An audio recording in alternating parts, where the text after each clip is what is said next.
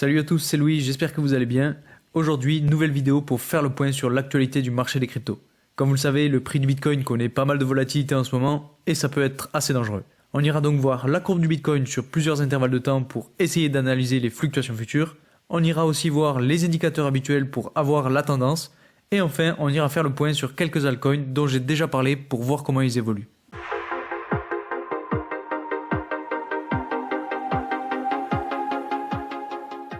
Avant de commencer cette vidéo, et comme d'habitude, pour ceux qui ne me connaissent pas, je m'appelle Louis, je fais des vidéos sur toutes les thématiques qui tournent autour de la crypto-monnaie. Donc si ces thématiques vous plaisent, n'hésitez pas à vous abonner et à activer la cloche des notifications pour ne rater aucune de mes vidéos. Comme d'habitude, je vous rappelle que je ne suis pas un conseiller en investissement, toutes les informations que je vous donne en vidéo sont simplement à but de divertissement et ne concernent que mon avis personnel, donc faites bien vos propres recherches avant d'investir dans quoi que ce soit. Ceci étant dit, on va directement aller voir la courbe d'évolution du Bitcoin. Et pour faire cette analyse, on va commencer par l'intervalle journalier. Donc comme vous le voyez, on a toujours cette tendance baissière qui maintient le prix un petit peu en dessous des 30 000 $.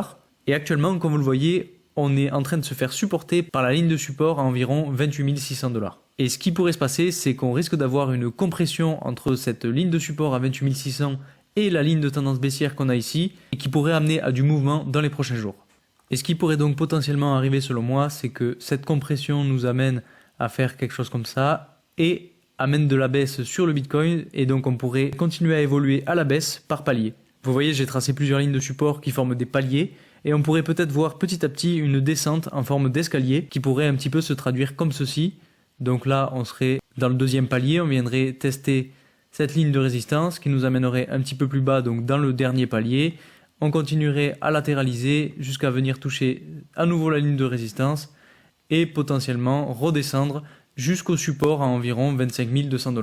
La seconde chose à regarder sur cet intervalle, c'est le RSI. Et c'est très important car on voit qu'on est là aussi en train d'imprimer une tendance baissière et ça colle parfaitement avec le scénario que je viens de vous indiquer puisque le prix pourrait rebondir et donc venir toucher une autre fois la ligne de tendance du RSI pour repartir à la baisse. Donc vous l'aurez compris, pour la suite je pense qu'on risque de continuer notre chute progressivement.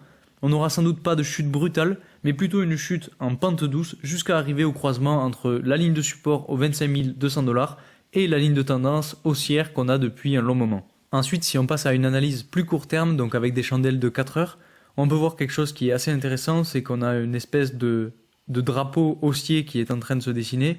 Donc là, on aurait le mât, et si on le trace, on aurait à peu près quelque chose comme ça, grossièrement. Et ce qu'il faut regarder, c'est que généralement, quand on a ce type de pattern, c'est que le mât du drapeau peut être reporté pour avoir une idée de la poussée future potentielle. Et donc si on reporte ce mât de drapeau, on arriverait donc aux alentours de notre résistance qu'on a à 29 200 $. Donc c'est pas du tout une science exacte, mais ça peut nous donner une idée de l'évolution future du marché, en tout cas sur du court terme. Comme je le disais, pour la suite, voilà, on risque donc d'avoir cette belle montée qui puisse nous amener jusqu'aux 29 200 $. Ensuite, on se fera sans doute rejeter, on va continuer de latéraliser un petit moment, je pense, pour retester cette ligne de tendance et repasser en dessous, donc dans ce canal-là, qu'on a entre 27 700 et 28 500. Et ensuite, je pense qu'on va continuer de latéraliser, on va venir chercher le croisement entre la ligne de tendance baissière qu'on a ici et la ligne de résistance à 28 500, et on pourra ensuite redescendre un peu plus bas. Pour ce qui est de la dominance du Bitcoin, vous voyez qu'on est toujours au sommet de ce canal latéral qu'on a ici. Et ce qu'il faut voir, c'est qu'on a aussi une espèce de canal haussier qui, ne veut pas dire grand chose, mais qui peut être tracé avec ces deux lignes-là. Et en fait, même s'il ne veut pas dire grand chose, cette ligne de tendance qu'on a ici pourrait nous servir de support potentiel si la courbe venait à redescendre. Donc je pense que la courbe pourrait repartir à la baisse, et si ce n'est pas le cas, alors elle continuerait à latéraliser donc dans ce canal entre cette ligne qu'on a ici et cette ligne-là, ce qui pourrait donc compromettre la alt season. Il faudrait que la dominance du Bitcoin chute un petit peu avant l'été pour avoir une alt season cet été, et ce serait parfait parce que si on attend trop, après on va arriver en fin d'année et on aura le halving de avril 2024 qui va arriver plus vite qu'on ne le croit et qui pourra donc faire repartir à la hausse la dominance du Bitcoin. Donc c'est selon moi à suivre de très près. Pour ce qui est des ratios long-short, on voit que les acheteurs sont redevenus majoritaires. Alors c'est pas flagrant tout de même, je pense qu'on est encore en train de se chercher. On n'a pas une grande démarcation avec une dominance flagrante des acheteurs, comme vous le voyez, on est à 56% pour le Bitcoin et à 59% pour l'Ether. Ça montre aussi que les acheteurs commencent à préférer les altcoins et donc prioritairement l'Ether. Parce que comme vous le savez, on a d'abord les liquidités qui vont sur le Bitcoin, ce qui fait augmenter la dominance du Bitcoin logiquement, puis les liquidités partent ensuite vers l'Ether, ce qui a tendance à faire baisser la dominance du Bitcoin. Puis une fois que l'Ether a fait sa poussée et que la plupart des acheteurs pensent que le prix va corriger, alors il se dirige vers les autres altcoins et c'est là qu'on a la alt season. Et aujourd'hui, je pense qu'on est sur un point pivot, donc c'est à surveiller de très près. Pour ce qui est des liquidations, on est bien redescendu parce que je pense que c'est dû à la belle chandelle verte qu'on a vue hier.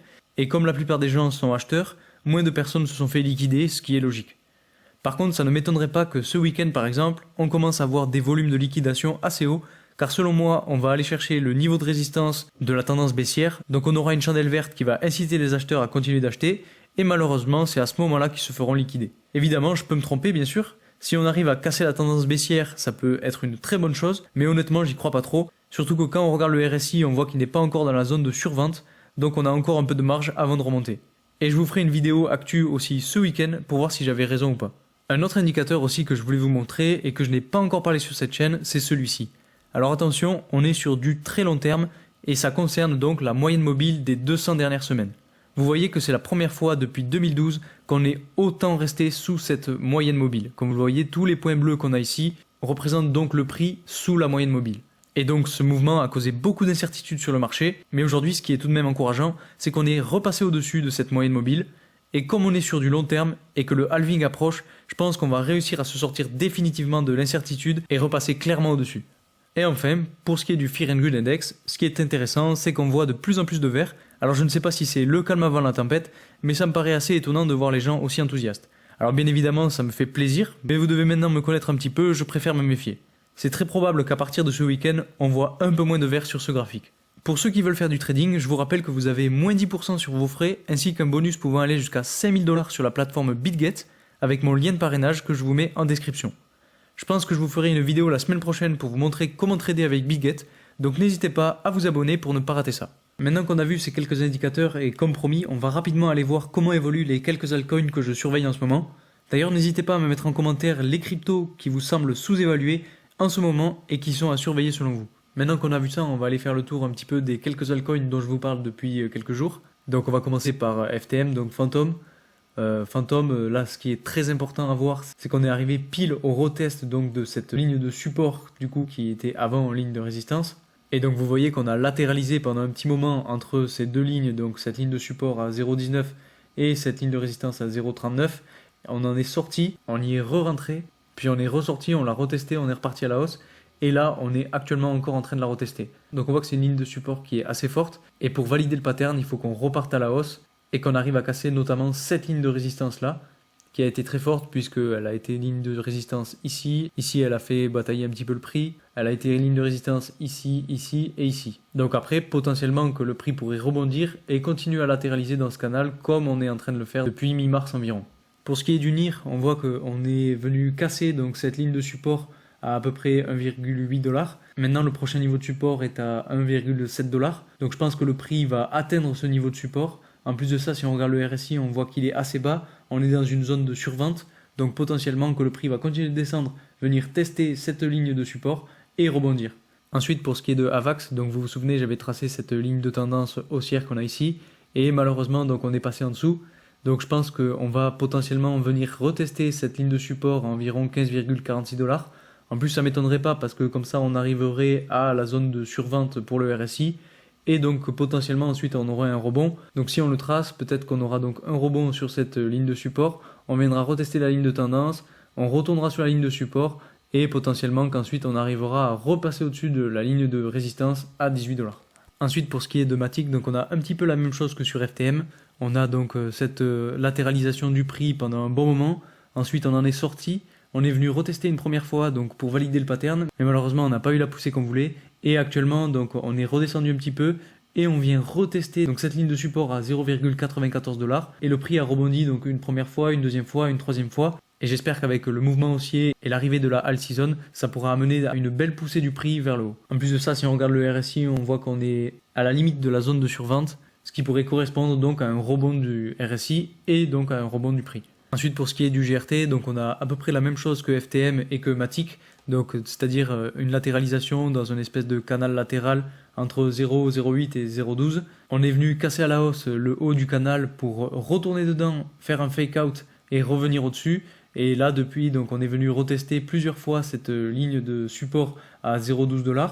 Et actuellement, on est vraiment pile dessus. Donc, à voir dans les prochains jours comment ça se passe. Est-ce qu'on arrive à rebondir ou est-ce qu'on retourne dans le canal latéral? Je pense que ça va être un petit peu général. Je pense que le rebond va être un petit peu général et ça coïncide avec la all season. En plus de ça, il y a beaucoup d'indicateurs qui nous montrent que potentiellement les altcoins vont exploser. Donc cette ligne de support risque d'être extrêmement forte et pourra potentiellement amener le prix de ces quelques altcoins très haut. Donc voilà pour cette analyse rapide du marché. On est selon moi encore sur un point pivot du marché et je pense qu'on ne devrait pas tarder à voir tous les altcoins reprendre le dessus sur le Bitcoin. Comme vous l'avez vu avec l'analyse des quelques altcoins qu'on a fait, on est vraiment sur une ligne de support qui est extrêmement forte et qui peut donc annoncer de beaux jours pour les altcoins. Aujourd'hui encore, tous les indicateurs nous montrent que la all season est sur le point de commencer et donc que les liquidités sont en train de basculer vers les altcoins. Donc c'est plutôt une bonne nouvelle car c'est maintenant que ça va devenir intéressant et c'est maintenant qu'il faut savoir se positionner. Bien évidemment, ce n'est pas un conseil en investissement, faites toujours bien entendu vos propres recherches avant d'investir dans quoi que ce soit. En tout cas, j'espère que cette vidéo vous aura plu, qu'elle aura pu vous aider à comprendre la situation dans laquelle on se trouve actuellement. Si c'est le cas, n'hésitez pas à mettre un like, à vous abonner et à mettre en commentaire si vous voulez que je continue à faire ce type de vidéo où j'analyse de plus près les courbes des cryptos. Merci encore pour votre soutien et moi je vous dis à très vite pour une nouvelle vidéo. Salut!